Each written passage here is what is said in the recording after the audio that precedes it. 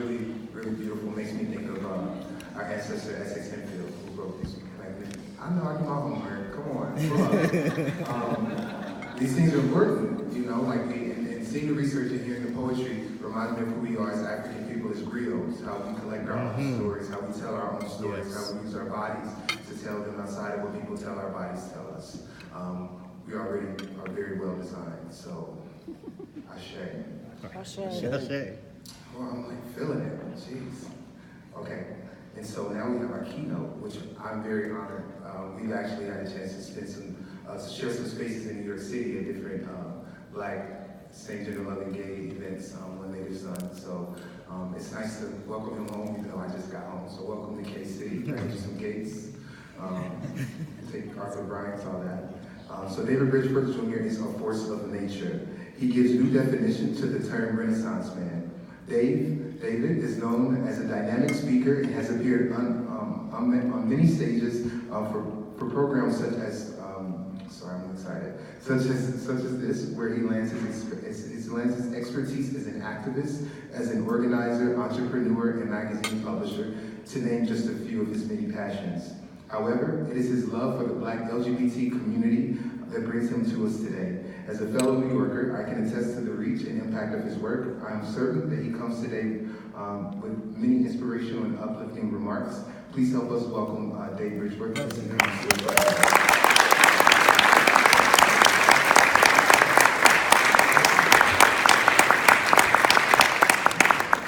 Thank you, Andre. Good evening. Good afternoon. I want to thank Mr. Gilmore for having me, and BlaqOut for having me. I'm really happy to be here. Before I start, I want us all to take a moment, close our eyes. And I want us to take a deep breath.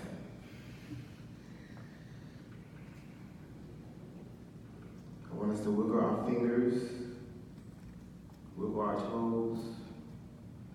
Take another deep breath. I want us to say thank you. Thank you. This moment. Yes. I want us to feel the beating of our hearts in this moment. I want us to realize that if we ever questioned if we were loved, if we were valuable, if we were worthy, it is in the beating of our hearts that it is evident. That our hearts actually beat for us. Our heart actually lives for us. I don't think anyone in this room has made their heart beat. We woke up this morning and we got up and we moved, and many of us didn't say thank you to this body that has carried us, that has been carrying us since day one. Blood galloping through our veins. Have we ever said thank you? And that is the truth. It is the divinity that is within us. We have to start there. You can open your eyes. The truth is, most of us, if not all of us, have been lied to. We've been lied to when it comes to who we are, especially the LGBT community. When I was 3 years old, my mom was diagnosed with AIDS. And all of my childhood was spent nursing her back to health, me and my younger brother. She barely made it out. The medicine at the time in 1990 wasn't as good as it is now. And so these statistics that I hear and read aren't shocking to me, because I've lived through it, I've experienced it. The people that we're speaking of are my brothers and sisters, my mother. My mom homeschooled us, and one thing that she was able to invest into us was an understanding of who we were. Helped me realize that although I lived in a world that spent more time speaking about our limitations rather than the possibilities of my life, that there was something special within me. She would have me sit on the couch and just say, sit there and be still. And just get in touch with this body that you have, this life force that is within you.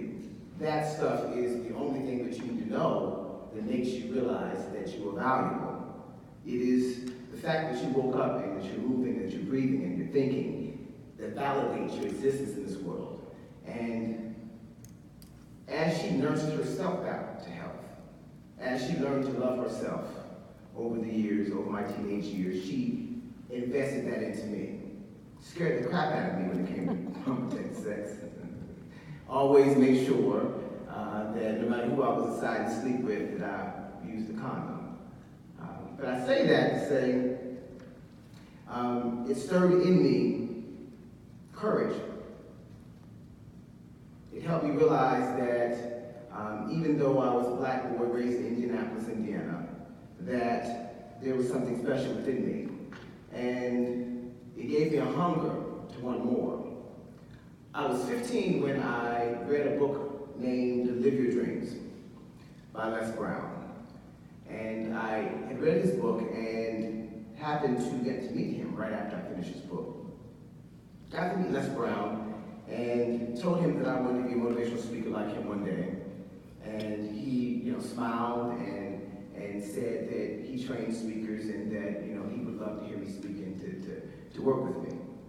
And got a chance to work with Les Brown, 15, 16, 17, 18, 19, 20, all of my teenage years, all through high school and in college, I got to travel the country speaking with Les Brown.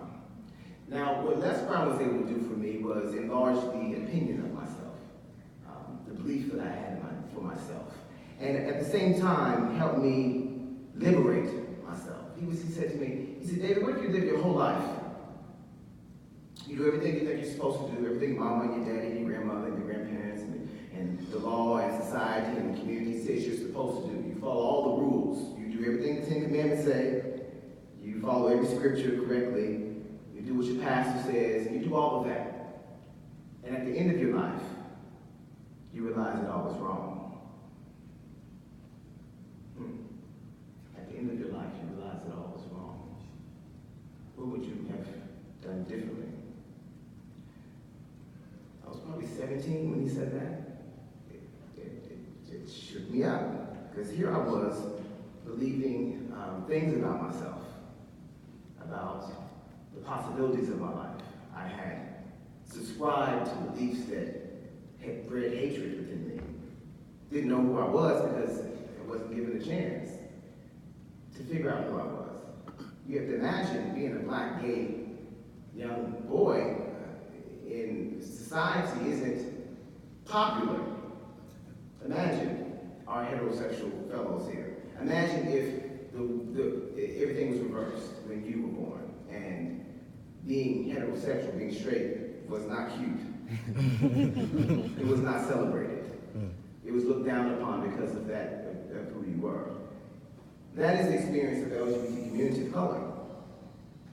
We don't get celebrated for being gay. We don't get celebrated how we walk, how we talk, how we do things. And so you look and you see a community that has been oppressed for as long as we can remember. And that oppression is just like drinking poison out of a Swarovski crystal glass. It's poison. And that poison looks like these byproducts that we've been here today to see. Looks like HIV infection rate increasing, not just here in Kansas City. I live in New York. I do work in Atlanta. I'm from Indianapolis, Indiana. I do work all over the country. It's increasing all over the country, especially when our sexual behaviors and preferences are any different than our counterparts. At 15, 16, 17, 18, 19, 20, being with Les Brown, traveling, I got to learn that God made me, but I get to create myself. It liberated me to decide what beliefs and ideas that I would subscribe to. I began to give speeches, and even at that time, at 16, 17, 18, I wasn't a gay man at the time. I really didn't know what a gay man was, what it meant to be gay. I didn't really know anything about sex. I just knew that I wanted to say something, that I wanted to inspire people. I knew, that my mom was getting healthier and she was getting better and she was taking care of herself. And I knew that was what I wanted to do, was to talk to people. And it wasn't until I was 21 and I got to spend a day with Dr. Maya Angelou. And Les Brown and I flew to North Carolina and sat at her kitchen table. And we talked for hours, Dr. Angela, Les Brown and I, about everything from Dr. King to Malcolm X to people she knew, James Baldwin, Langston Hughes. And there was a point in our conversation where she looked at me and she said, "Tell them that they're better than they think they are. Tell them that they're better than they think they are and they're greater than they can ever imagine themselves becoming." I didn't know who them were. She was talking about just little black boys, because at the time I wasn't out. Right. I really hadn't even identified, I hadn't really given much thought to what that meant. Tell them that they're better than they think they are and they're greater than they can ever imagine themselves becoming. And when Dr. Angela looked at me, when she stood up, almost 6 foot, she hugged me. She looked at me like she knew everything about me. Things that I wasn't clear on myself, she knew. She loved it. There was a celebration in her eyes. There was an acceptance in her eyes. And I left her home that day at 21, wanting to figure out what she saw, what she was in love with, what she saw, because I wanted to figure out who that person was. I stopped giving speeches. I was in college, I dropped out of school. I wanted to figure out what it is that who am I? What does she see? And through processes, I came out. Realized I was a black gay man, and realized that there were years of conditioning. There were years of falsehoods and lies that had been bred in my consciousness. Half of us in this room, especially the LGBT community, don't even believe God loves us. We don't believe that we're going to make it into heaven, if there is a heaven. We don't believe that as we're sitting here and our hearts are beating and the blood is running through our veins, that there is a divinity that's within us. Newsflash, we have been lied to, LGBT community. There's nothing different than me and the heterosexual counterpart, my brother or my sister. There's nothing different. The blood still gallops through our veins the same. Our heart still beats the same. Everything within us, this life force is moving. So if the life force within us is moving and it's the same, why then does our community walk around like we're paupers? Why do we crawl around in the world as if we don't have any power to create or do anything? Why do we act as if we are vulnerable or we are victims, as if God is not within us? We've been lied to. And so the real work, ladies and gentlemen, yes, prevention, yes, getting people into treatment. But the real work is changing the conversation, changing the narrative, is interrupting the belief that is perpetuated every day as we walk through the streets about how we are, who we are, and if we're loved, and if we're accepted, and if we're celebrated. It's about shifting the consciousness of a community, just not here in Kansas City, but all over the country. Parents are kicking their children out by the tens of thousands, if not more. They're homeless. Many of them get diseases. Many of them have mental illnesses. Many of them are discriminated on the streets because of their sexual orientation. What manner of love is that? So really, Maya Angelou telling me to tell them that they're better than they are, I had to figure out what that meant and how to do that. I didn't know who to tell, how to tell them. And so I started a magazine when I was 21. I wanted to create a publication that was geared for MSM, LGBTQ people of color, specifically, that celebrated them, that featured them, that gave them a platform to share their own truths. And I've done that. I'm about to be 31, so it'll be almost 10 years of publishing a magazine that has been distributed nationally. I say all of that, thank you. I say all of that because God God does not do his work through cowards. Meaning, say that again. God does not do his work through cowards. Meaning, in order to go out in this world and do this work, you have to be courageous. Maya Angelou says the most important virtue is courage, because without courage, you can't practice any other virtue consistently. Sure. It takes courage to ignore what is, to ignore your situation and your circumstances in front of you. It takes courage to not look outside of you for a truth that isn't true, but to look inside of you. It takes courage. It takes courage to go not where the path may lead, but go where there is no path in the betrayal. It takes courage to decide for yourself who you will be and what you will decide, and what you will believe, and how you will operate, and how you live your life. It takes courage. It takes courage to be the change that you hope to see in the world. It takes consistency of that. What I do know is that life expands in proportion to one's courage. And so when I look at myself and the life that I've been able to lead and to create these past 10 years, 15 if you count when I started speaking professionally, I know for a fact that it has a lot to do with how I decided to live my life, who I chose to be in the world. A lot of people look like me, aren't in the situation that I'm in.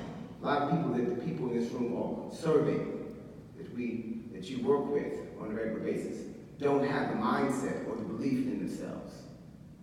That is really the work.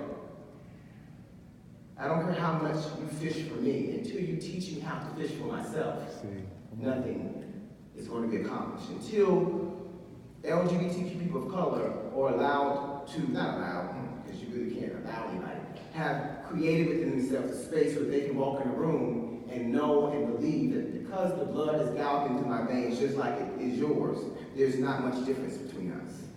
There's no need for me to crawl around in this world, that I have the ability to stand up within myself. People and projects. People and projects are how we're going to change this community. You are the people, and what you create and the energy you invest in are the projects that change our community. My mama telling me, make sure you wrap your boy up. Cover your boy when you go out there having sex. I don't care who you having sex with, make sure you wrap it up. Cover your boy, she can say that to me. Thank God for that person in my ear. I share. All right. Les Brown saying to me, what if you live your whole life and at the end of your life you realize it all was wrong? That was a person that shifted the consciousness. Maya Angelou, honey, you're better than you think you are, and greater than you can ever imagine yourself becoming. It's a person. It's a person that was used to interject the conversation in my head, to shift the trajectory of my life. You are the people in this room that are going to change the community. You are the people that have the wherewithal and the ability to interject into our community the truth. You are the people who are also causing the problems. Pouring the poison into glasses many times unconsciously. And so Einstein said that thinking that has brought us this far has created the same problems that our same thinking can't solve. So we need to think differently. We need to look differently. We need to be different. We need to show up in a different way. Because no one can give us freedom, as James Baldwin said. Freedom is taken, and people can be as free as they want to be. So if that's true, why aren't we free as the LGBT community of color? If we can be as free as we want to be, why aren't we free? It's not like we don't want to be free. I understand that heterosexual people feel like they run the world. This is their world, and you know, we're not as good as them, and that's perpetuated everywhere. Everywhere you look on the news, everywhere you read, it's perpetuated everywhere. And we know that's not true. Not true, sorry. Gay and queer people, trans people, lesbians, transgender, we have a superpower there.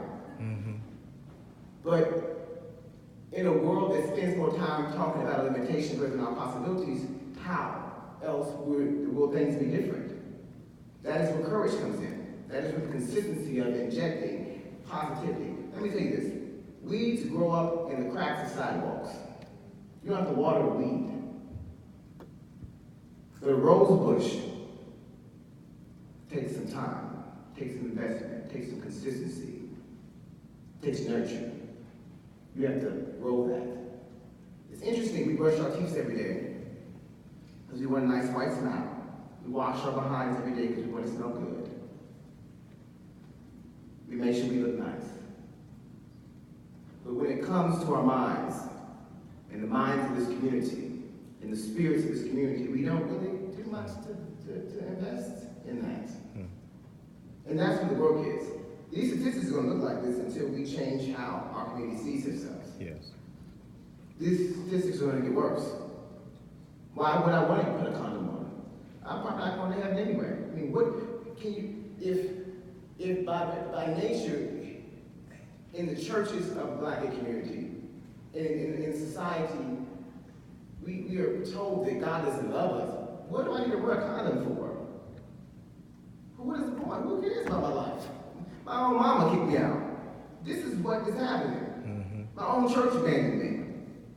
What does a condom have to do with it? So you see that how it's backwards, how we want to save a community, but it's not going to be through a pill. You know, treatment, yes, is great, but the treatment isn't so much that.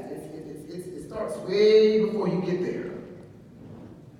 It's the energy we move in when we work with these young people. It is the inspiration that we stir up in them. It's the truth that we tell them that dispels the lie that they've been told their whole lives. And it's the continuing telling that truth until they know and they believe that they have the same stuff that God is, the same stuff that holds the clouds in the sky, the same stuff that moves that we can't explain, that magic energy, that divinity that creates stuff like this building we're in, like the seat that you're sitting in, that creates ideas, that manifests an organization like BlaqOut, that creates movements. That stuff's within all of us. But there's a community that doesn't believe, that doesn't know that they have power. And until we figure out how we can come together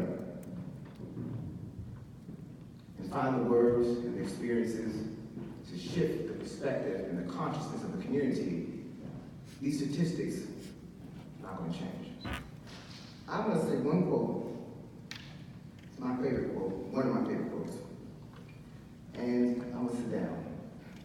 I think we're almost out of time. Howard Thurman, which was the mentor of Dr. Martin Luther King, has this quote that I live by. There is something in every one of us that waits and listens for the sound of the genuine within ourselves.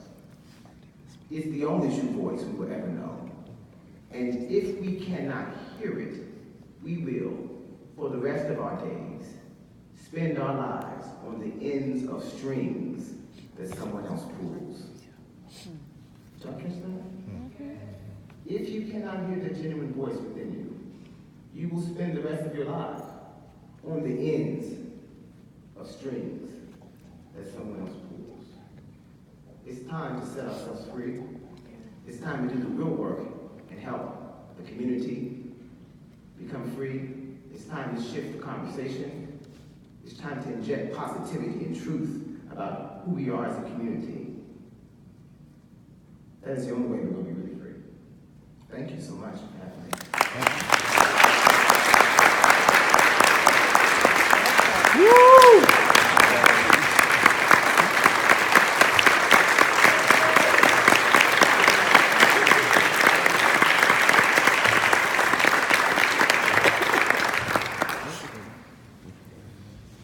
I once had a chance to attend a program with Dr. John Perkins, who's a civil rights